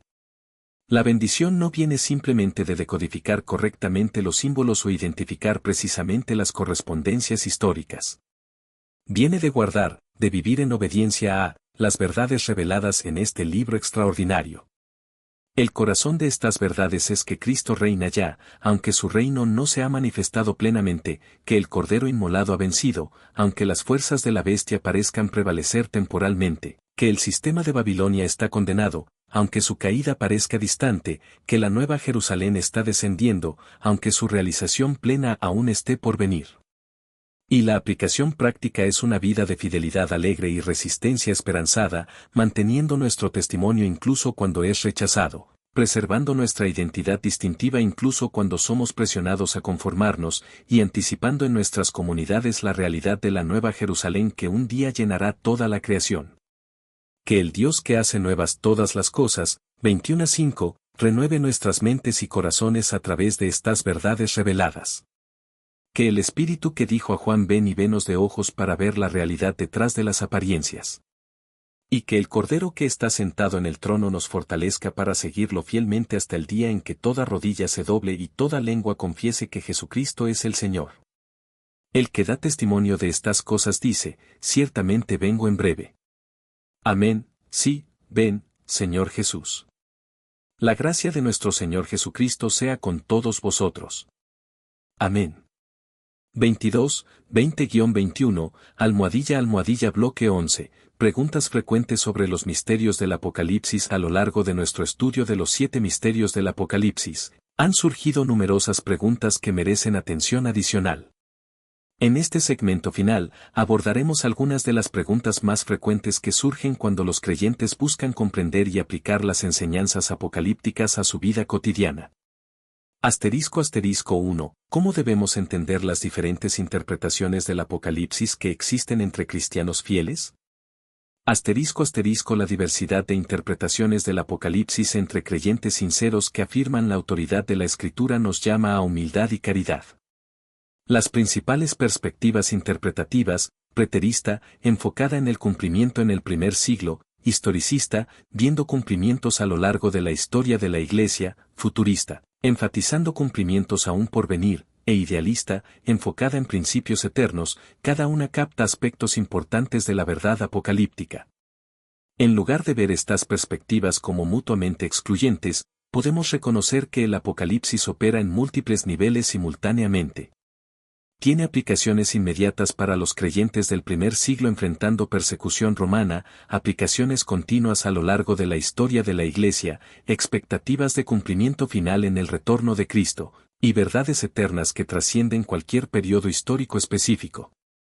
Las diferencias interpretativas sobre detalles proféticos no deberían dividir a los creyentes que comparten la convicción fundamental de que Cristo regresará para juzgar a los vivos y a los muertos y establecer su reino eterno. Como escribió Agustín, en lo esencial, unidad, en lo no esencial, libertad, en todas las cosas, caridad. *** 2. ¿Debemos buscar identificar a la bestia o al anticristo en figuras o sistemas contemporáneos específicos? Si bien la tentación de identificar específicamente a la bestia o al anticristo con figuras políticas contemporáneas o sistemas emergentes es comprensible, debemos ejercer extrema cautela. A lo largo de la historia, innumerables líderes políticos y movimientos han sido confidentemente etiquetados como el anticristo, solo para que esas identificaciones sean posteriormente abandonadas. Un enfoque más sabio es reconocer el espíritu o principio del anticristo operando en múltiples niveles a lo largo de la historia, como Juan mismo escribe: hijitos, ya es el último tiempo, y según vosotros oísteis que el anticristo viene, así ahora han surgido muchos anticristos. Por esto conocemos que es el último tiempo, 1 Juan 2:18. Cualquier sistema humano que demanda lealtad absoluta, que se autodiviniza, que persigue a los fieles, o que promueve falsificaciones de la verdad está operando según el principio de la bestia o el espíritu del anticristo. Necesitamos discernimiento para reconocer estas manifestaciones sin caer en sensacionalismo profético que identifica específicamente a individuos como el anticristo final. **3. ¿Cuál es la relación entre los últimos días mencionados en el Nuevo Testamento y nuestra época actual? El Nuevo Testamento consistentemente presenta los últimos días no como un breve periodo futuro inmediatamente antes del regreso de Cristo, sino como toda la era inaugurada por la primera venida de Cristo, su muerte y resurrección, y el derramamiento del Espíritu en Pentecostés. Pedro, en su sermón de Pentecostés, cita la profecía de Joel, y en los postreros días, dice Dios, derramaré de mi espíritu sobre toda carne, Hechos 2:17, indicando que ya estaban viviendo en estos postreros días. Pablo escribe que Cristo se manifestó a fin de los siglos, Hebreos 9:26. Juan afirma que ya es el último tiempo, 1 Juan 2:18. Esto significa que hemos estado viviendo en los últimos días desde el primer siglo, el periodo final de la historia redentora antes de la consumación. Esta perspectiva nos protege tanto del sensacionalismo que ve los últimos días como exclusivamente futuros, como de la complacencia que ignora la inminencia del retorno de Cristo que ha caracterizado toda la era cristiana. *4. ¿Cómo debemos entender la marca de la bestia en relación con tecnologías contemporáneas como implantes, identificación biométrica o monedas digitales? Como discutimos en nuestro cuarto misterio, la marca de la bestia es primordialmente un símbolo de lealtad espiritual, no una tecnología específica. Representa la conformidad al sistema mundial en pensamiento, frente, y acción, mano, en contraste con el sello de Dios en los fieles. Aunque ciertas tecnologías podrían potencialmente facilitar sistemas de control económico similares a los descritos en Apocalipsis 13, debemos evitar la paranoia sobre innovaciones tecnológicas específicas. La verdadera preocupación espiritual no es si inadvertidamente recibiremos alguna marca tecnológica, sino si estamos comprometiendo nuestra lealtad a Cristo a través de conformidad gradual a valores y prácticas contrarios a su reino. Esta perspectiva no minimiza la gravedad de la advertencia contra recibir la marca, sino que la sitúa en su contexto espiritual apropiado. El peligro que enfrentamos no es primariamente tecnológico sino teológico y moral, la tentación de comprometer nuestra fidelidad por conveniencia económica o aceptación social. *5. ¿Pasará la Iglesia por la gran tribulación o será raptada antes? Pocos temas en la interpretación apocalíptica han generado tanto debate como la cuestión del rapto pretribulación versus la expectativa de que los creyentes enfrentarán la tribulación. Sin tomar una posición dogmática sobre el momento preciso o la secuencia de eventos escatológicos, podemos afirmar varias verdades bíblicas claras. Primero, Jesús prometió que sus seguidores enfrentarían tribulación en este mundo, en el mundo tendréis aflicción, Juan 16:33. Los creyentes de cada generación han experimentado diversos grados de persecución, sufrimiento y prueba. Segundo, el Apocalipsis mismo muestra repetidamente a los santos pasando a través de periodos de intensa tribulación, no siendo removidos de ellos. Los mártires bajo el altar, 6, 9-11, los 144,000 sellados, 7, 1, 8, la multitud que viene de la gran tribulación, 7-14, y los dos testigos, 11, 1, 14, todos ilustran a fieles que experimentan pero prevalecen a través del sufrimiento.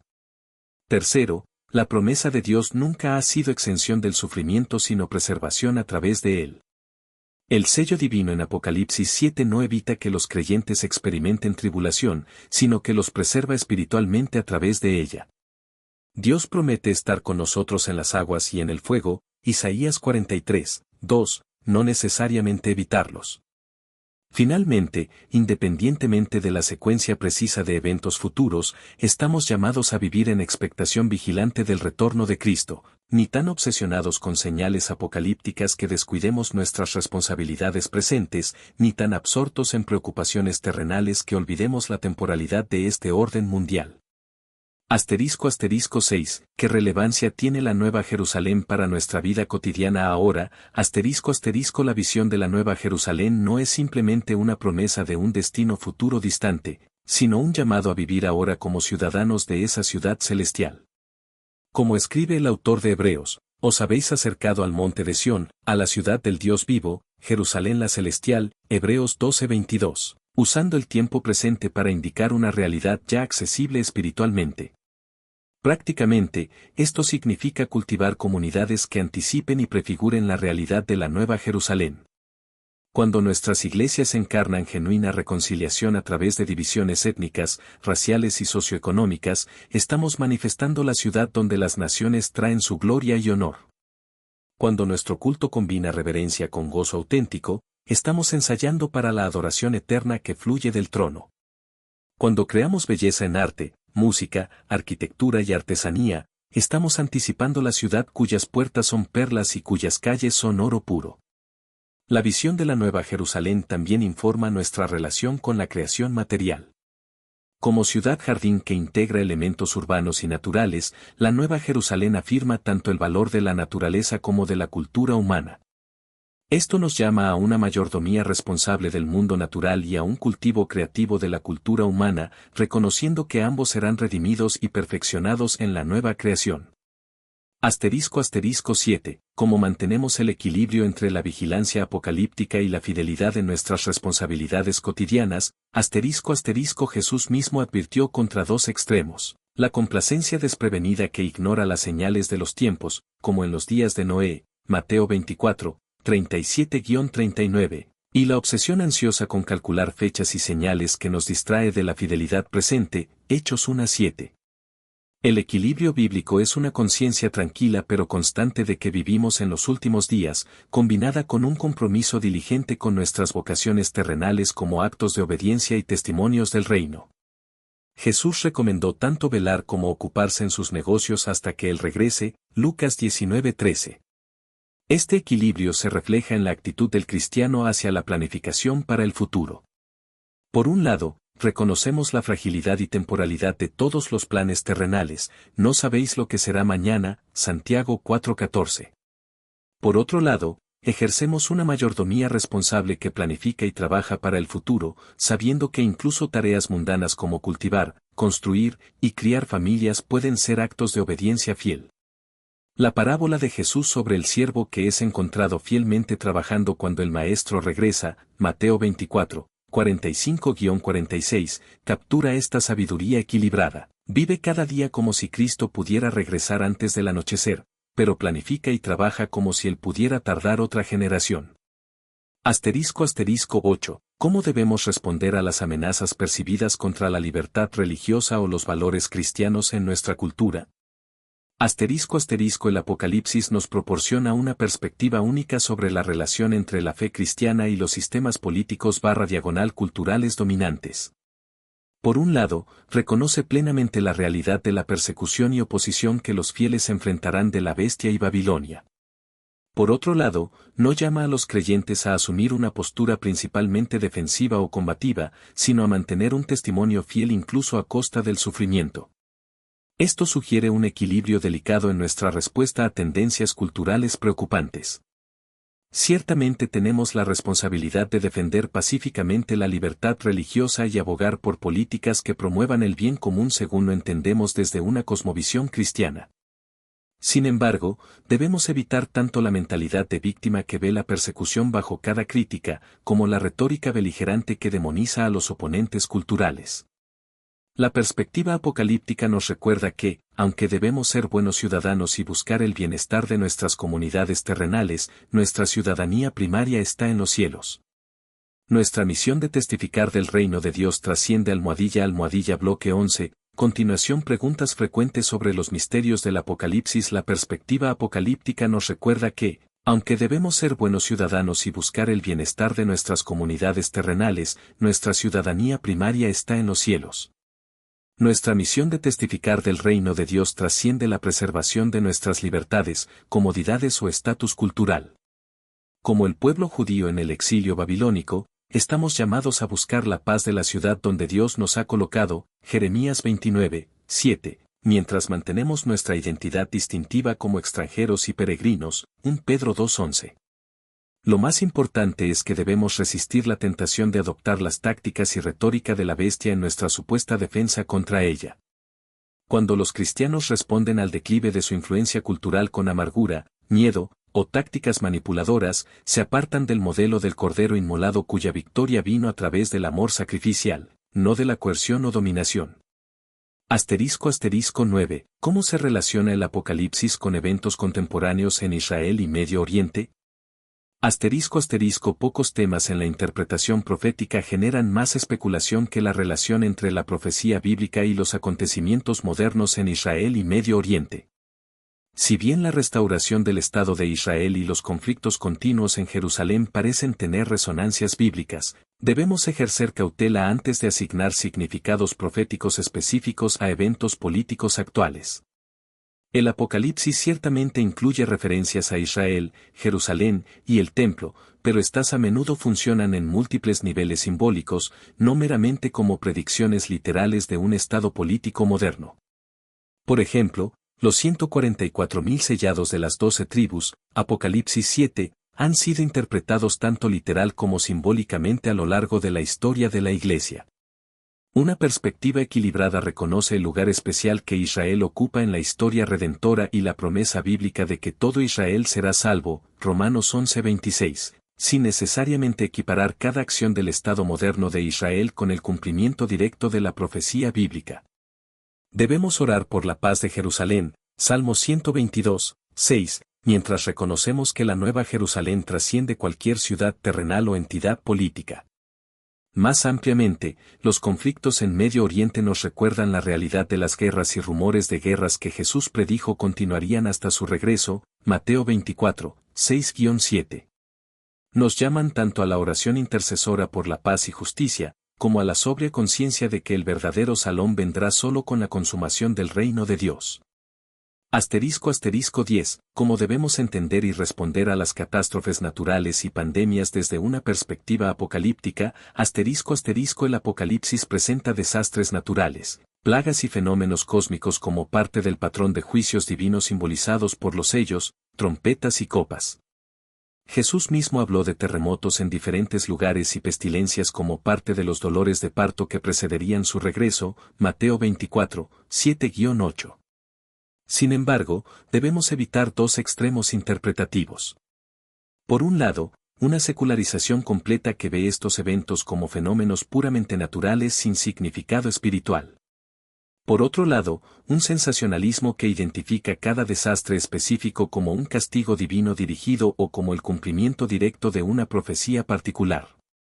Una perspectiva bíblica equilibrada reconoce que todas las perturbaciones de la naturaleza son, en un sentido amplio, consecuencias de la caída y signos de una creación que gime esperando redención, Romanos 8:22. Nos recuerdan la fragilidad de la vida humana, la necesidad de arrepentimiento y la temporalidad de este orden presente. Nuestra respuesta a tales catástrofes debe combinar humildad espiritual que reconoce el juicio divino en términos generales, sin presumir conocer los propósitos específicos de Dios en cada desastre, compasión activa que busca aliviar el sufrimiento como Jesús lo hizo, y esperanza apocalíptica que anticipa la renovación final de la creación donde tales desastres ya no ocurrirán. **11. ¿Cómo afecta nuestra comprensión del Apocalipsis a nuestra visión de la misión de la Iglesia? Lejos de fomentar escapismo o fatalismo, una comprensión apropiada del Apocalipsis energiza y orienta la misión cristiana en varias dimensiones clave. Primero, expande nuestra comprensión de la salvación como integral, abarcando no solo el perdón de pecados sino la restauración completa de individuos, comunidades y finalmente toda la creación. La visión de la Nueva Jerusalén como una ciudad jardín donde hay sanación para las naciones confirma que la misión de Dios abarca todas las dimensiones de la existencia humana. Esto valida ministerios que abordan necesidades espirituales, físicas, emocionales, relacionales y sociales como parte del único propósito redentor de Dios. Segundo, proporciona la motivación esencial de urgencia. Si realmente creemos que este orden mundial es temporal y que Cristo regresará para juzgar y renovar toda la creación, esto da a nuestra misión una nota de santa urgencia. Como Pablo escribió, conociendo, pues, el temor del Señor, persuadimos a los hombres, 2 Corintios 5:11. Tercero, sostiene nuestra esperanza cuando los resultados visibles parecen escasos. El Apocalipsis nos asegura que el reino finalmente prevalecerá aunque a menudo parece estar perdiendo terreno en el presente. Esta confianza nos permite perseverar en la misión incluso cuando enfrentamos resistencia, rechazo o resultados aparentemente insignificantes. Sabemos que ningún acto de testimonio fiel es en vano en la economía del reino de Dios. Cuarto, clarifica el objetivo final de la misión como adoración global. La visión de una gran multitud, de todas las naciones, tribus, pueblos y lenguas, 7:9, adorando ante el trono confirma que el propósito último de la evangelización no es simplemente el rescate de individuos de la condenación, sino la formación de un pueblo adorador de cada grupo étnico y lingüístico. Este énfasis en la adoración como el objetivo final eleva nuestra visión de la misión. *12. ¿Cuáles son las implicaciones éticas prácticas de vivir como ciudadanos apocalípticos? La visión apocalíptica transforma no solo nuestra comprensión teológica sino también nuestras decisiones éticas cotidianas en cada área de la vida, en la economía, nos desafía a patrones de simplicidad, generosidad y sostenibilidad que contrastan con los excesos consumistas de Babilonia. Sabiendo que las cosas que se ven son temporales, 2 Corintios 4:18, evaluamos nuestras decisiones financieras y de consumo a la luz de la eternidad, invirtiendo en lo que durará más allá de la caída de Babilonia. En la política, nos llama a una participación cívica responsable sin caer en idolatría política. Reconocemos tanto el valor del orden civil, Romanos 13:1-7, como sus limitaciones y tentaciones idolátricas. Nuestra lealtad fundamental es siempre al reino de Dios, lo que nos permite ser tanto buenos ciudadanos como críticos profetas dentro de nuestras sociedades. En la tecnología, cultivamos un discernimiento que aprecia las herramientas tecnológicas como dones potenciales mientras resiste tanto la tecnofobia paranoica como el tecno-utopismo que ve la salvación en innovaciones humanas. La perspectiva apocalíptica reconoce tanto las capacidades asombrosas como las limitaciones inherentes y peligros potenciales de nuestras creaciones tecnológicas. En la ecología, trabajamos como mayordomos de la creación que reflejan el cuidado del Creador por sus obras, mientras rechazamos tanto la explotación descuidada de recursos como la idolatría de la naturaleza. Nuestra esperanza de una nueva tierra informa nuestra relación con este planeta, que será renovado pero no descartado en la consumación. En las relaciones, practicamos el amor sacrificial que refleja al Cordero inmolado, reconociendo que este amor es la marca definida de identidad de los ciudadanos del reino venidero. Como Juan escribe en sus epístolas, en esto conocemos el amor, en que Él puso su vida por nosotros, también nosotros debemos poner nuestras vidas por los hermanos, 1 Juan 3:16. En la cultura, creamos y conservamos obras que reflejan la belleza, verdad y bondad que eventualmente llenarán la Nueva Jerusalén. Reconociendo que la gloria y la honra de las naciones serán traídas a la ciudad eterna, 21-26, valoramos la creatividad humana como anticipaciones potenciales de la ciudad celestial. En el trabajo, honramos la dignidad del labor humano como participación en el mandato cultural que será redimido y perfeccionado, no abolido, en la nueva creación. La obra de nuestras manos no es meramente temporal cuando está alineada con los valores del reino, sino que de alguna manera misteriosa contribuye a la ciudad que tiene fundamentos, cuyo arquitecto y constructor es Dios. Hebreos 11:10. En todas estas áreas, la ética apocalíptica se caracteriza por un equilibrio distintivo. Tomamos la vida terrenal con absoluta seriedad como el contexto donde vivimos nuestra fidelidad, mientras mantenemos un desapego último de todo lo que es meramente temporal. Como los exiliados babilónicos, plantamos jardines y construimos casas, Jeremías 29, 5-7, mientras anhelamos la Jerusalén celestial como nuestro verdadero hogar. Conclusión, la transformación apocalíptica al concluir nuestro estudio de los 7 misterios del Apocalipsis y estas preguntas frecuentes, recordamos el propósito transformador de esta revelación extraordinaria. El Apocalipsis no fue dado simplemente para satisfacer nuestra curiosidad sobre el futuro, sino para transformar cómo vivimos en el presente a la luz de la verdad revelada. El corazón de esta transformación es la reorientación de nuestras lealtades, identidades y esperanzas. En un mundo que ofrece múltiples narrativas competitivas sobre la realidad, múltiples objetos de devoción y múltiples fuentes de significado, el Apocalipsis presenta una contranarrativa radical. Solo el Cordero inmolado es digno de nuestra adoración, solo su reino perdurará, solo la Nueva Jerusalén ofrece verdadera pertenencia y seguridad. Cuando permitimos que esta visión apocalíptica penetre profundamente en nuestra imaginación y conciencia, comenzamos a ver el mundo diferente. Las estructuras que parecían permanentes revelan su fragilidad. Los poderes que parecían invencibles muestran sus limitaciones. Las seducciones que parecían irresistibles pierden su encanto. Y en su lugar, discernimos la realidad del Cordero reinante, la presencia del Espíritu, y la venida de la ciudad celestial incluso en medio de las realidades caídas de nuestro mundo presente. Esta transformación de perspectiva nos capacita para vivir como testigos fieles, anticipando y encarnando fragmentariamente la realidad que un día llenará toda la creación. Y nos permite unir nuestras voces a la oración que ha sostenido al pueblo de Dios a través de 2 milenios de espera. Amén. Sí. Ven, Señor Jesús, 22:20. Bloque 12, exhortación final y llamado a la acción. Querido hermano, querida hermana en Cristo, mientras llegamos al final de nuestro estudio sobre los 7 misterios del Apocalipsis, permítame hablarle directamente al corazón una última vez. Las verdades que hemos explorado juntos no son meras curiosidades teológicas o especulaciones proféticas. Son revelaciones transformadoras destinadas a renovar su mente, fortalecer su corazón y reorientar su vida en estos tiempos desafiantes. Son luz para su camino mientras navega un mundo crecientemente hostil a la fe auténtica. Son ancla para su alma en tiempos de confusión y turbulencia. Son fuente de esperanza cuando las circunstancias externas podrían tentar al desaliento. Ahora la pregunta crucial es, ¿cómo responderá a estas verdades reveladas? ¿Permitirá que el Apocalipsis sea simplemente otro tema de estudio bíblico interesante, o permitirá que sus revelaciones revolucionen cómo vive cada día? Le invito a responder de 3 maneras concretas. Primero, cultive una práctica diaria de discernimiento apocalíptico. Esto significa aprender a ver los acontecimientos y tendencias de nuestro tiempo no simplemente a través de los lentes que ofrecen los medios de comunicación, los analistas políticos o los comentaristas culturales, sino a través de la lente de la revelación apocalíptica.